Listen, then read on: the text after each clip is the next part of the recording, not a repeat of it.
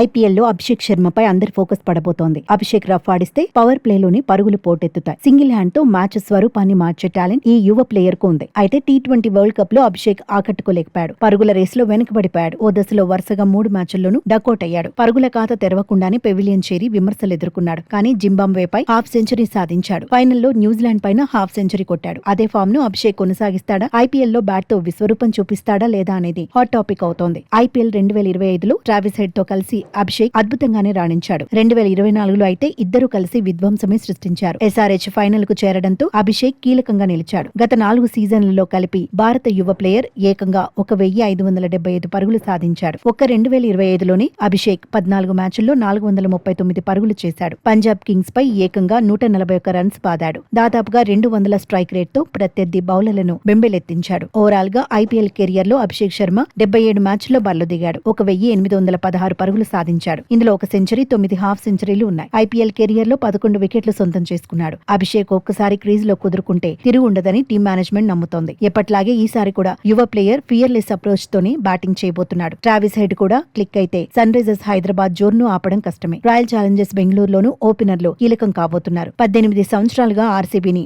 అన్ని తానే కోహ్లీ నడుపుతున్నాడు. కెప్టెన్ గా ఉన్నప్పుడే కాదు, ఇప్పుడు కూడా లీడర్ గా జట్టుకు అడ్వాంటేజ్ గా నిలుస్తున్నాడు. యువ ప్లేయర్లకు సలహాలు సూచనలు ఇస్తూ స్ఫూర్తి నింపుతున్నాడు. గత సీజన్ లో తన స్ట్రైక్ రేట్ ను కూడా మెరుగుపరుచుకున్నాడు. ఈసారి కూడా విరాట్ దంచేస్తే రాయల్ ఛాలెంజర్స్ బెంగళూరుకు శుభారంభాలు దక్కడం ఖాయం. మరో ఓపెనర్ ఫిల్ సాల్ట్ మీద అందరి దృష్టి ఉండబోతోంది. వరుసగా 2 సీజన్లలో కప్ గెలిచిన జట్లలో ఫిల్ సాల్ట్ ఉన్నాడు. 2024లో ఛాంపియన్ గా నిలిచిన కోల్కతా నైట్ రైడర్స్ లో సభ్యుడే. గత సీజన్ లో టైటిల్ అందుకున్న జట్టులోనూ ఫిల్ సాల్ట్ ఉన్నాడు. 2 విజయాల్లోనూ కీలక పాత్ర పోషించాడు. 2024లో కేకేఆర్ తరపున సెకండ్ హైయెస్ట్ రన్ స్కోరర్ గా నిలిచాడు. 12 మ్యాచ్ల్లో 435 పరుగులు సాధించాడు. 2025లో ఆర్సీబీ తరపున కూడా సెకండ్ హైయెస్ట్ రన్ స్కోరర్ గా నిలిచాడు. 13 మ్యాచ్ల్లో 403 పరుగులు చేశాడు. టీ20 వరల్డ్ కప్ లో ఫిల్ సాల్ట్ పెద్దగా రాణించలేదు. 8 మ్యాచ్ల్లో కలిపి 130 పరుగులే చేశాడు. కానీ ఇప్పుడు భారీ అంచనాల మధ్య బరిలో దిగబోతున్నాడు.